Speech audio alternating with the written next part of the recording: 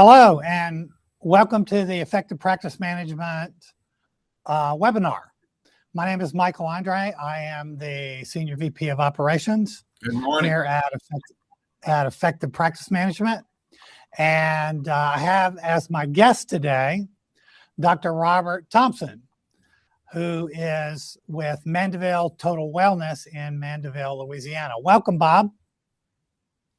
Bob's having a little bit of a lag here, so he might come and go a little bit. Can you hear me, Bob? Yeah. Good morning. Okay.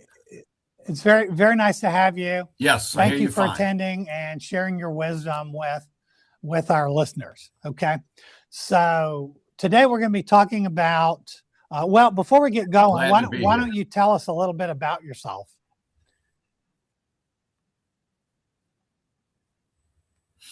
Okay, I'm in practice here. I'm a chiropractor. I'm in practice in Louisiana. I've been in practice for, I guess this is the 43rd or 44th year. Oh my! We have a pretty busy practice. We have lots of modalities. NRT is our primary, but we have like an infrared sauna, we have a thermography unit, we have lymphatic drainage, we have hyperbaric chamber, we have heart sound recorder, we have vibration plate, bath. We have a little bit of everything so that our patients can get the best treatment they need and they don't have to go anywhere else. Wow. So you have a pretty sophisticated practice. So what motivated you to spend your life helping other people? You know, when I got out of the military, when I was younger and I got out of the military, I had the GI Bill and I was going to go to college, of course, but finish college. And I really had to do a lot of soul searching to determine what that I want to do with my life. And so I did a lot of reflection, and I found that I always came back to the same thing, that I had the times of my life when I felt the best was when I was helping other people. Mm-hmm. So that guided me towards eventually becoming a chiropractor and then fortunately doing NRT. So that's basically where it all came from. Very good. Well, today we're going to be talking about patient compliance, okay?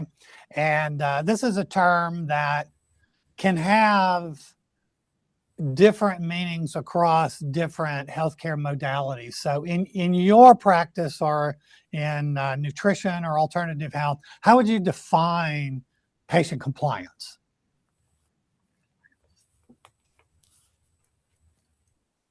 I guess that it's just having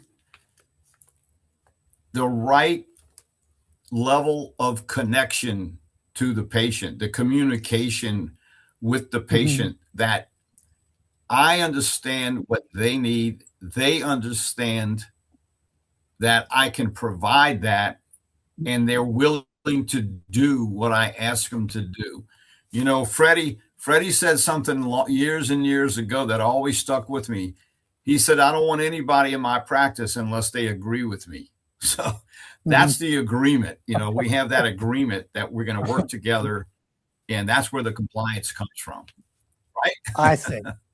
Yeah, that's perfect. That's a great definition. And like in your experience, what are the kinds of issues that you run into if you don't have that high degree of, I'll call it buy-in to the program and to really getting well?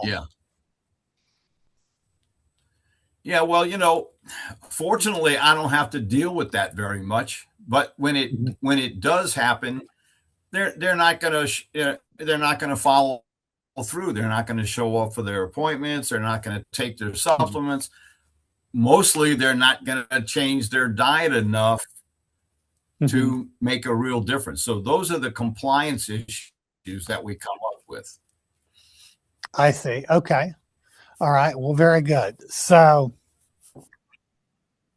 you've been a leader in your field for many years, and by general survey, we find that many practitioners have problems with patients dropping off after like 60 days or a couple of months. In your opinion, what do you think, or what is your experience with like why this happens with people, from maybe your experience or talking with other colleagues that you know?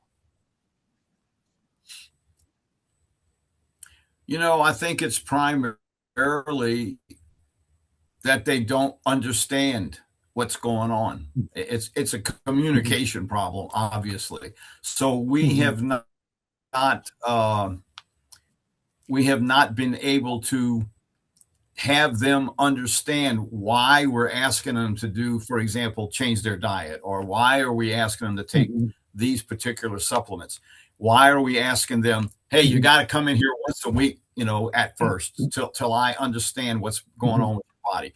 So that's the crux of the whole thing right there, is that they don't understand what's going on. So they fall off because of that.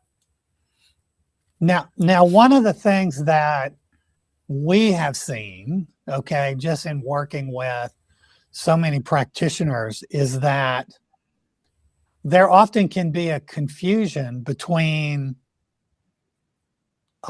lack of symptoms and true health. How do you go about really getting patients to see that when the symptoms are gone, that's just the start, that they're not really done? Yeah, that's a good one. That's a big problem. There's a lot of misunderstoods with that. So basically what I do is I impress upon them talking about it, but I give them an example. So an example would be, what's the first symptom for a lot of people when they know they have a heart problem? Well, it's a heart attack. So the heart attack didn't come from yesterday. The heart attack came from the last 30 years of their life. And now that has finally caught up with them. So they get that. When you tell a person that, they understand there's a difference between having symptoms, not having symptoms, and health. So that's how that's how I use it anyway. That's how I get that across. And does that seem to get through to them? Do you use any percentages? Like, I know some of our guys use like, well, when the symptoms are gone, you're only really 30% well. Okay. So does it take effort to get them to really see that? Or do you feel like that the heart attack example like fully gets it across to them? Well, most people can understand that, which is why I use it. And as far as percentages, the great majority of people, it's like they know they're doing wrong. They know they're eating wrong. They know all these things, but they don't have the understanding about just how bad that is. So when we have our meetings, when we're checking them, when we finish checking them, then we start talking about the diet. And when we talk about the diet, we talk about health and how that that is an illusion when, I feel better now, so I'm well. So we just have to keep reinforcing it over and over and over again till they finally get it. Okay, very good. Okay. Now, all right, so let's get into like learning about patient compliance a bit. When you went to like chiropractic college and were doing subsequent continuing education, were you ever taught anything about patient management, patient compliance, that kind of thing? How did you really learn the patient management skills that you have? Yeah, most of that we didn't get any of that in school. I mean, they got you out and they left you, and okay, good luck. but I, really I sort of suspected true that, which is why I asked the life. question. Yeah.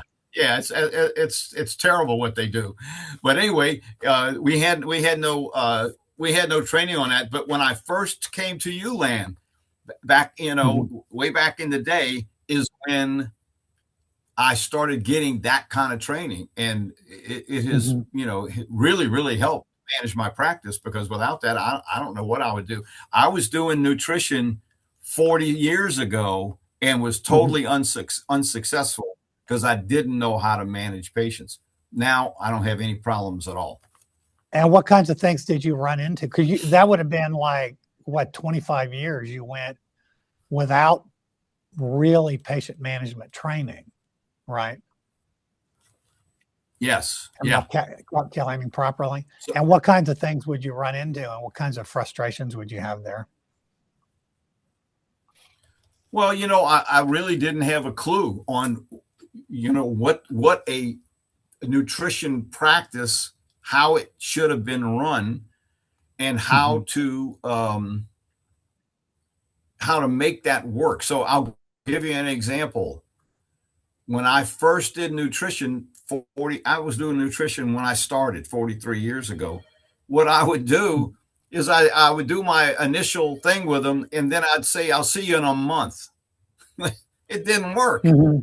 They either would just disappear, or they wouldn't know what to do for a whole month without me giving them feedback. So that's an example. I didn't know any better, and it certainly did not work. So it was a struggle. And did that create a lot of frustrations for you? Oh, absolutely. Total frustration. And it made me want to not do nutrition because I couldn't make it work. I see. Oh, yeah. Well, that would make sense.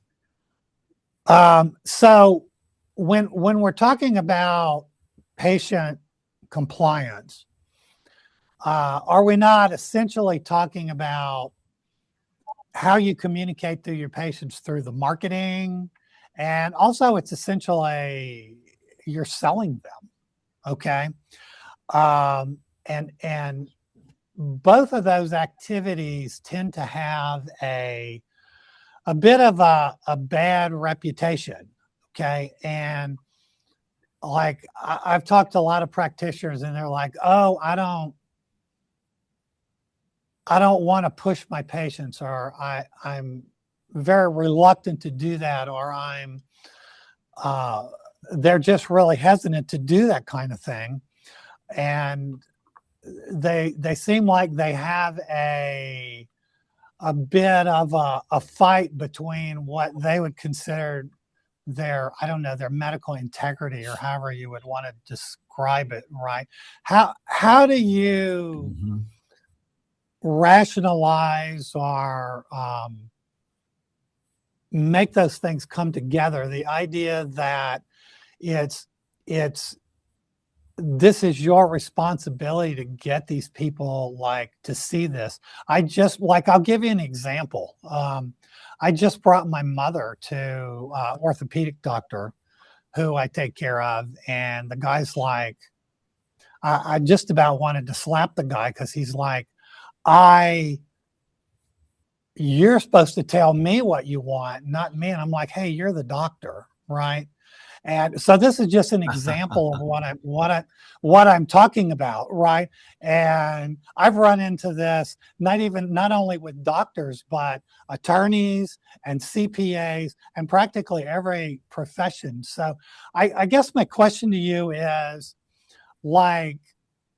how do you motivate yourself to do this, or how do you, I guess maybe justify is the right word, justify really pushing people or talking sternly to them, or whatever you have to do from time to time to really get them to see what is right for them? Yeah, that's a really good question. And I can remember feeling exactly that. I can remember going, oh, I'm not a salesman. I'm not going to, all that kind of stuff.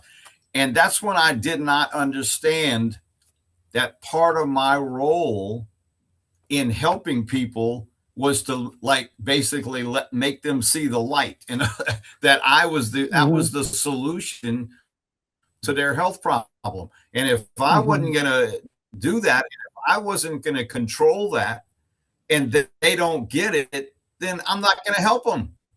So I went through that very same thing years ago. And now it's not a problem at all. I just know that it is part of my job is to listen. And as long as I feel that I can, then it's part of my duty is to make sure they understand it. And that takes sales, or that takes sometimes, really ruin them a little bit. You got to get in there and make them understand that this is something that is very important for them and that I can help them with it. We have to just go there. Yeah. I see. Yeah. The analogy I use sometimes with people, I've done a lot of training with people on this, and the analogy I sort of use from time to time is the idea that, let's say you're walking down the sidewalk and there's a little kid playing in the street, and a car is coming, right? And it's going to run over the kid. Are you going to go and ask him politely to get out of the street? No, you're going to take him and you're going to grab him and you're going to do what it takes to get the person to safety, right? So I sort of think of this in that sort of a way, that it's really important that the practitioner kind of looks at it from that viewpoint. Would you agree with that? Yeah, totally agree. Yes, that's our job. Our job is to get this person well. If they don't understand it, we got to make sure they understand it enough to where they'll get on board. Right. Now, when you do this, sometimes you can get negative reactions from the patients, right? Or resentments or whatever. How do you handle that, or get the patient to it, or I don't know, maintain your position on it, like when you're faced with people having negative reactions? I don't get a lot of that, but when I do get that, what I understand is that there's something that we missed in our communication, that they don't understand that I understand what is going on and that I have the solution. And if I can go back and find out what it is that we missed, then it'll solve that. It'll smooth it over, and they start to feel comfortable that what I'm doing is not being pushy just because I'm pushy.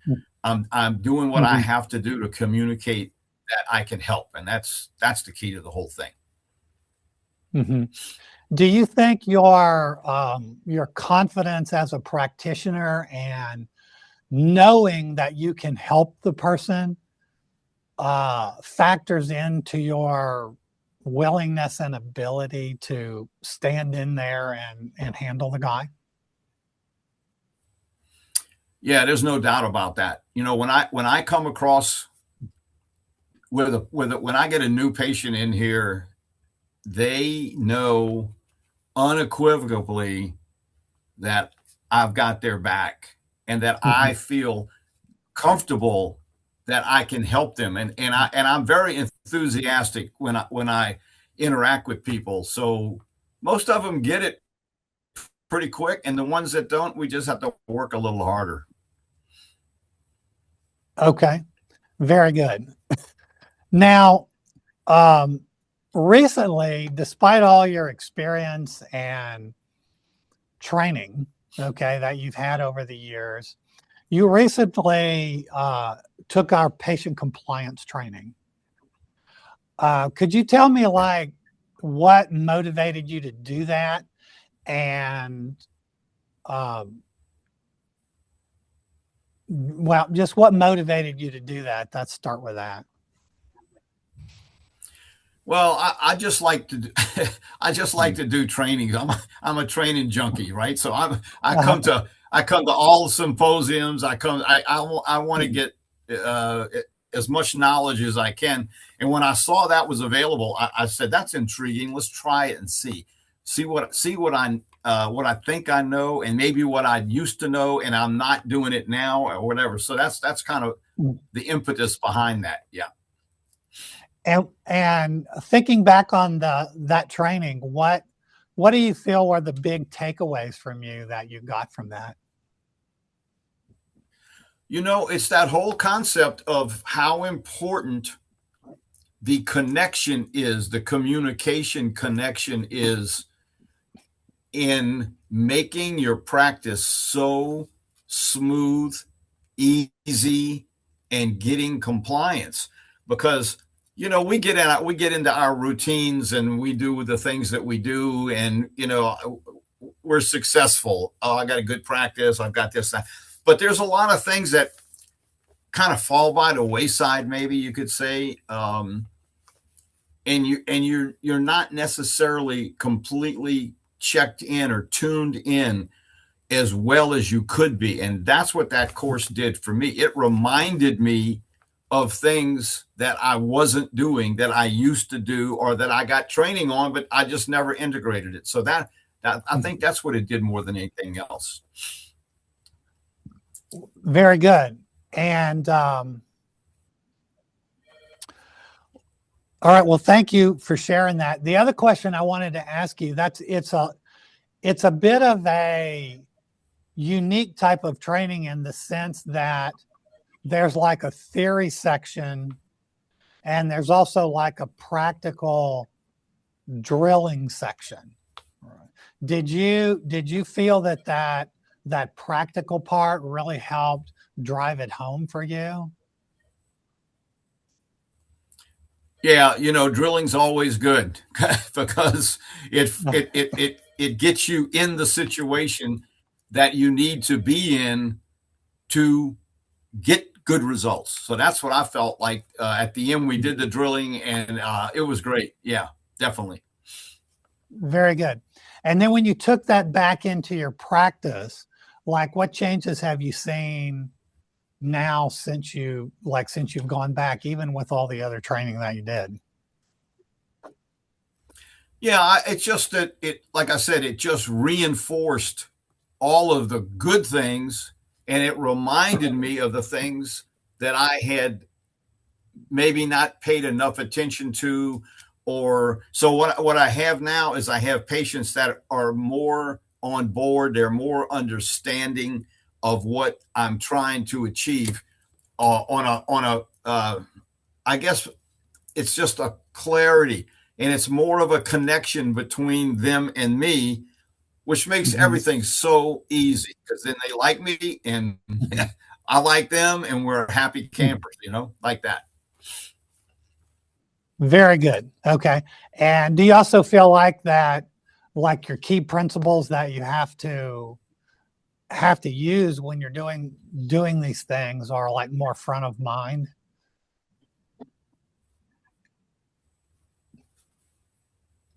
Say that again, Michael. I said, did you feel like it helped you get these things front of mind? Because you were talking about how you'd learn things like over the years, okay, and then you got refreshed on that. So I guess I was wondering if you feel like those things are now more like front of mind for you, even if you had it in the past. Oh, there's no doubt about it. I'm very thankful, you know, that I took that course, and it just reminds me every day. I get reminded of, oh yeah, in this situation, I can handle it better by doing, you know, whatever I need to do that I'm not doing. So yeah, definitely. Very good. All right. Well, that sort of brings us to the end of our talk. I want to thank you very much for sharing your wisdom with us and all the participants. and sharing your knowledge. You're a very giving guy, and you're one of our greatest clients, and I really love working with you. And plus, you're a homeboy from Louisiana, so I feel like we have a special connection. That's right. Special connection. Go Tigers. Go Tigers. Exactly right. Go Saints. Good deal. So, okay. Right, Thank you for that. Yeah, you're welcome. So, if for those of you who are watching, those of you, see you later. Yeah, thank you very much. So, for those of you who are watching, if you would like to learn more about our patient compliance training, there is going to be a link in the chat that goes to a landing page that will tell you more about it. Or you can call us here at Effective Practice Management. The number is 727-442-7101. And I'll be happy to talk to you about the training and what's involved with it and all of that. Okay. So to end off, thank you very much for attending. We hope you enjoyed the podcast and found it useful and informative.